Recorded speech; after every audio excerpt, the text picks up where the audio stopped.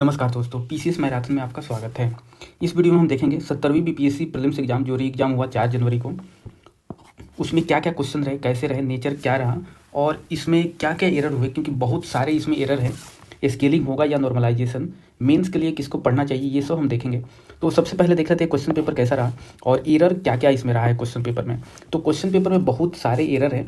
इसमें क्या है कि जो ट्रांसलेट किया गया है इंग्लिश टू हिंदी, वो बहुत ही मिस्टेक किया गया है। कहीं कुछ भी लिखा गया है, जैसे मतलब प्रूफ रीडिंग इसका किया ही नहीं गया, बस कॉपी पेस्ट कर दिया गया है क्वेश्चन को। और क्वेश्चन तो वैसे ही हैं लूसेंट के या रट्टे वाले, और इसमें ऐसे भी क्वेश्चन पूछे गए हैं जिसका मतलब ऑप्शन है ही नहीं। और इन सबको देखते हुए ऐसा लग रहा है कि जो क्वेश्चन पेपर सेट किया हुआ है, कौन क्वेश्चन पेपर सेट किया है, तो मुझे लग रहा है कि जो क्वेश्चन पेपर सेट किया है उसको पता ही नहीं था कि ये पीसीएस का एग्ज़ाम है या ग्रुप डी का है या ग्रुप एफ का है। क्योंकि इसमें ऐसे ऐसे क्वेश्चन पूछे गए जिसका आंसर ऑप्शन में नहीं है, ट्रांसलेशन गलत किया गया है, मतलब कुछ भी लिखा गया है। तो इससे मालूम चलता है कि जो पेपर सेट किया है उसको पता नहीं था कि क्या है। उसको लगा कि ग्रुप डी का भी नहीं है, ग्रुप एफ का कोई एग्ज़ाम है, उसके लिए हम पेपर बनाना है, तो बीपीएससी ने उसको दिया हुआ है। तो इस टाइप का ये लग रहा है। और क्वेश्चन का पेपर तो बहुत ही ईजी था, उससे भी जो 13 दिसंबर को जो हुआ था उससे भी ईजी है। और इसमें तो मैं जो भी मैं देख रहा हूँ किसी भी ग्रुप में, या मैंने एक जो कटअप वाला वीडियो बनाया उसमें भी बच्चे कमेंट कर रहे हैं कि मतलब किसी का 100 के नीचे बन ही रहा है। कोई बोल रहा है मेरा 115 आ रहा है, कोई 120 आ रहा है, मतलब 100 के नीचे कोई बता ही नहीं रहा, क्योंकि इतना ईजी पेपर था और इतना मतलब क्या बताएं वाहियात पेपर था। इसमें मैं दिखा रहा हूँ कि ये कैसा पेपर पूछा गया है। जैसे ये इंग्लिश मीडियम का है कि Chitrakoot temple is located in which state of India. चलो ये तो है, लेकिन ये जो उड़ीसा लिखा हुआ है, बी ऑप्शन उड़ीसा, तो ये उड़ीसा का स्पेलिंग ये नहीं है, क्योंकि 2011 के बाद ये चेंज हो गया था। उड़ीसा का स्पेलिंग होता है ODISHA, तो ये भी गलत है, मतलब ट्रांसलेशन भी गलत किया गया या आउटडेटेड। ये क्वेश्चन देखें हम कि 2023 की जनगणना के अनुसार किस भारतीय राज्य में साक्षरता दर सबसे अधिक है। तो 2023 में कोई तो जनगणना हुआ ही नहीं, 2011 के बाद 2021 में होना था, कोविड वगैरह आ गया तो उसके लिए रुक गया। तो ये आने वाले टाइम में होगा, तो पता नहीं। ये तो मुझे लग रहा है कि बीपीएससी से 2023 की जनगणना मंगा के जो भी अपकमिंग एग्जाम है उसके लिए मैं सजेस्ट करूँगा कि आप लोग बीपीएससी से मंगा लो या वहाँ जाके ले लो आप लोग, कि उसके पास जनगणना रखा हुआ है, आप लोग सो रहे होंगे तब ये हो गया है, तो उनके पास डाटा है इसका, तो उनसे जाके आप ले लीजिए, क्योंकि आने वाले एग्जाम में ये फिर से पूछ सकते हैं 2023 की जनगणना। फिर इसका देखें हम, पटना कॉलेज कब स्थापित हुआ। अब ये पटना लिखना चाहिए तो पाटना लिखा हुआ है, पाटना, मतलब ट्रांसलेशन भी ऐसे ऐसे किया हुआ है कि कुछ भी आया वो कॉपी पेस्ट करके लगा दिया गया है। इसको देखें, तारीख़ फिरोज शाही किसके द्वारा लिखी गई है, तो ये बर्नी के द्वारा लिखी गई है, इसमें कोई ऑप्शन ही नहीं है। एक ये है कि कर्क रेखा किस राज्य से होकर गुजरती है, तो इसमें कोई ऑप्शन ही नहीं है, जिससे कर्क रेखा मतलब ट्रॉपिक ऑफ कैंसर गुजरे, कोई ऑप्शन ही नहीं है।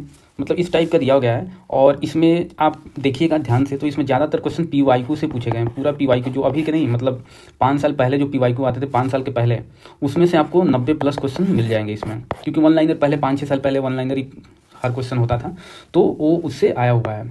तो ऐसे ऐसे क्वेश्चन पूछे गए हैं, अब क्या ही बताएं। बाकी हम आते हैं इस पर, स्केलिंग होगा या नॉर्मलाइजेशन। क्या है स्केलिंग, नॉर्मलाइजेशन सेम ही चीज़ है कि किसी भी एग्जाम में अगर 2 शिफ्ट में या उससे ज़्यादा हो रहा है तो ये होता है। अब इसका भी कोई प्रूफ नहीं है कि स्केलिंग होगा या नॉर्मलाइजेशन, क्योंकि कोई नोटिस तो इन्होंने निकाला नहीं है। और आप लोग देख भी रहे हैं कि 70वीं बीपीएससी में जो भी ये कमीशन वाले बीपीएससी वाले बोल रहे हैं, वो मतलब बोलते कुछ है, करते कुछ है, दिखाते कुछ है।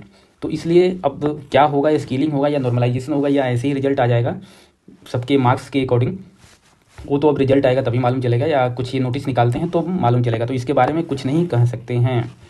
और मेंस के लिए किसको पढ़ना चाहिए, देखिए क्या है कि मैंने कट ऑफ बताया हुआ है मोटा मोटी इसके पिछले वीडियो में, तो वो वीडियो देख लीजिए आप लोग। अगर उसके राउंड आपका आ रहा है तो मेंस के लिए लग जाइए, क्योंकि अब इसमें क्या है कि अब कट ऑफ एग्जैक्ट आसपास भी प्रिडिक्ट नहीं किया जा सकता कि ये स्केलिंग होगा या नॉर्मलाइजेशन, ये भी नहीं पता, कोई नोटिस आया नहीं है, कैसे करेंगे। और जो अभी 4 जनवरी वाला पेपर हुआ है वो बहुत ही ईजी पेपर था। तो मैंने जितने भी पूछे या जो कमेंट कर रहे हैं बच्चे, या किसी किसी ग्रुप में भी देखा, तो मैंने देखा कि उनका तो लगभग 100+ ही बन रहा है, कोई भी 100+ के नीचे नहीं बोल रहा है कि मेरा 100+ के नीचे मार्क्स बन रहे हैं।